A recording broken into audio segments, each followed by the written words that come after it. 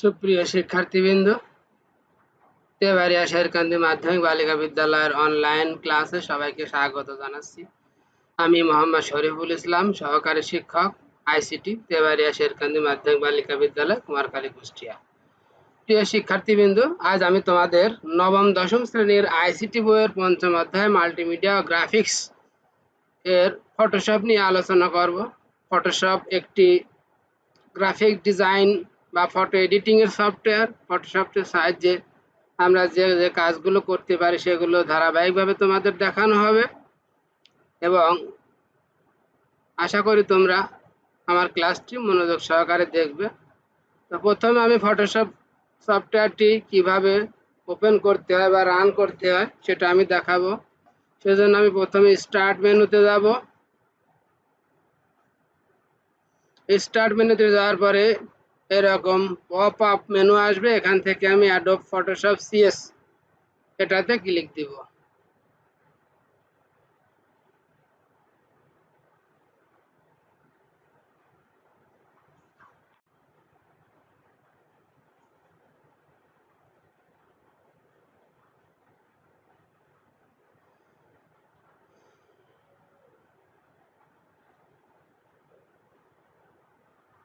আমি প্রথমে দেখাবো তোমাদের কিভাবে একটি ফটোশপের নতুন ফাইল ক্রিয়েট করতে হয়। তো ফাইল ক্রিয়েট করার জন্য ঠিক ফাইল, এখান থেকে নিউ, এখান থেকে প্রিসেট, কাস্টম, এখান থেকে আমরা বিভিন্ন সাইজ দিতে পারি। লিগ্যাল আছে, লেটার আছে, ট্যাবলয়েড আছে, এছাড়া বিভিন্ন সাইজের পেজ আছে। তো আমি এখান থেকে সচরাচর একটি 1280x720 এটা নিব। নেওয়ার পরে আমি এখানে নাম দিব প্রজেক্ট 1। এরপরে আমি ওকে বাটনে ক্লিক দিলে আমার ফাইলটি ক্রিয়েট হয়ে গেল। আমার ফাইলটি ক্রিয়েট হওয়ার পর প্রথমে আমি তোমাদের দেখাবো কিভাবে লিখতে হয়। তোমরা জানো এমএস ওয়ার্ডে অটোমেটিক এখানে কার্সার ক্লিক করলে লেখা শুরু হয়, কিন্তু এখানে নিয়মটা একটু ভিন্ন। এখানে টাইপ টুল অর্থাৎ টি, এই টিতে ক্লিক দিতে হয়। দেওয়ার পরে এখানে রাখলেই কার্সার ওঠানামা করে। এরপরে এখানে আমি লিখব MD Shariful Islam, assistant teacher, ICT, Tebaria কান্দি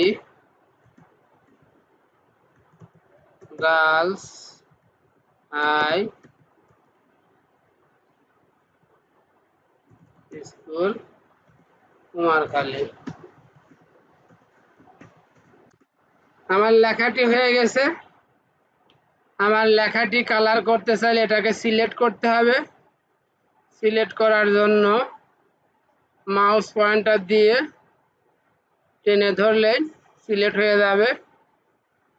এরপরে আমি লেখার কালার চেঞ্জ করতে চাইলে এই যে ফরগ্রাউন্ড কালার, এখান থেকে আমি এটা দিব। আমার ফন্টের কালার চেঞ্জ হয়েছে। এখন এটাকে আমি জেপিজি অথবা পিএনজি মোডে সেভ করতে পারি। ফটোশপে ফাইল অনেক মোডে সেভ করা যায়, তো আমরা সচরাচর পিএনজি এবং জেপিজি মোডে সেভ করি। তো সেভ করার জন্য আমি ফাইলে যাব, এখান থেকে সেভ অ্যাজ, আমি কোথায় সেভ করতে চাই, ডেস্কটপে প্রজেক্ট 1 লেখাই আছে। এখান থেকে আমি জেপিজি অথবা পিএনজি সিলেক্ট করব। জেপিজি সিলেক্ট করলাম, সেভ ক্লিক দিলাম। এরপরে আমার ছবির কোয়ালিটি, এটা কি স্মল ফাইল হবে না লার্জ ফাইল হবে। লার্জ ফাইল হলে এদিকে সরাই দিতে হবে, আর স্মল ফাইল হলে এদিকে সরিয়ে দিলে হবে, অথবা মাঝামাঝি রাখলে হবে। এরপরে ওকে। এরপরে আমি ফাইল থেকে ক্লোজ। আমি এতক্ষণ যেটা করলাম সেটা কি সেভ করতে চাই? ইয়েস। ওকে, আমরা দেখে আসি আমরা কি সেভ করলাম।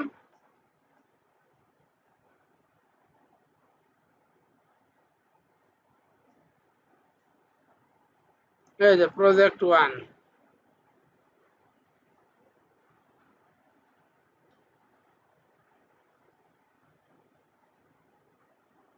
এই যে আমরা যা যা লিখেছিলাম, MD Shariful Islam, assistant teacher ICT, Tebaria Sherkandi girls high school, Kumarkhali Kushtia, আমরা এটা লিখেছিলাম। আমি এটা ক্লোজ করে দিব।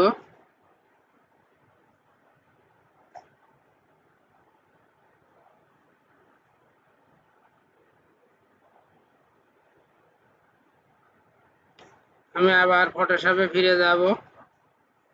এখান থেকে কোনো ছবি বা ইমেজ কিভাবে ব্যাকগ্রাউন্ড চেঞ্জ করতে হয় সেটা দেখাবো। File, open. আমার ছবি কোথায় আছে? ডেস্কটপে। ওপেন করব। এখান থেকে যে কোনো একটি ছবি নিব। ছবিটির জুম বাড়িয়ে দিব। বাড়িয়ে দেওয়ার পর ছবির ব্যাকগ্রাউন্ড চেঞ্জ করার জন্য আমাকে ব্যাকগ্রাউন্ড সিলেক্ট করতে হবে। আমি পেন টুলের সাহায্যে এখান থেকে পেন টুল নিব। পেন টুলের সাহায্যে আমি ছবির ব্যাকগ্রাউন্ড প্রথমে সিলেক্ট করব। এখানে একটু সময় লাগবে, ধৈর্য ধরে তোমাদের কাজটি করতে হবে।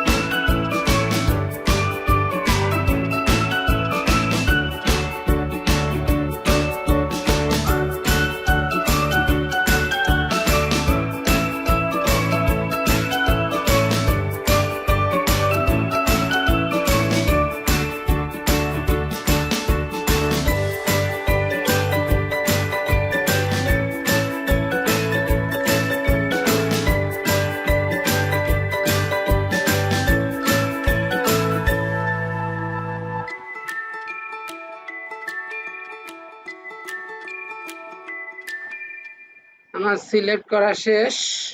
এখানে মাউসের রাইট বাটন ক্লিক দিব, মেক সিলেকশন দিব, ওকে দিব। এরপরে আমার ব্যাকগ্রাউন্ড চেঞ্জ করার জন্য কন্ট্রোল ব্যাক স্পেস চেঞ্জ হয়েছে, কন্ট্রোল ডি, ডিসিলেক্ট। এখন এটাকে আমি ক্রপ করে কেটে নিব। ক্রপ করার জন্য এটার নাম ক্রপ টুল।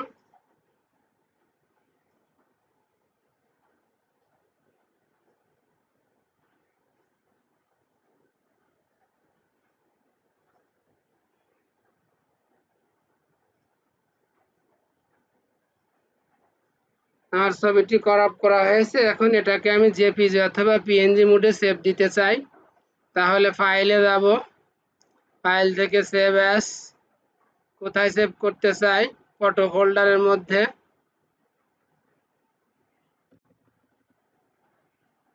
সেভ। ফাইলের সাইজ বাড়িয়ে দিব, ওকে। আমার ফটো ব্যাকগ্রাউন্ড চেঞ্জ করা শেষ। আশা করি শিক্ষার্থীরা তোমরাও এভাবে ছবির ব্যাকগ্রাউন্ড চেঞ্জ করতে পারবে।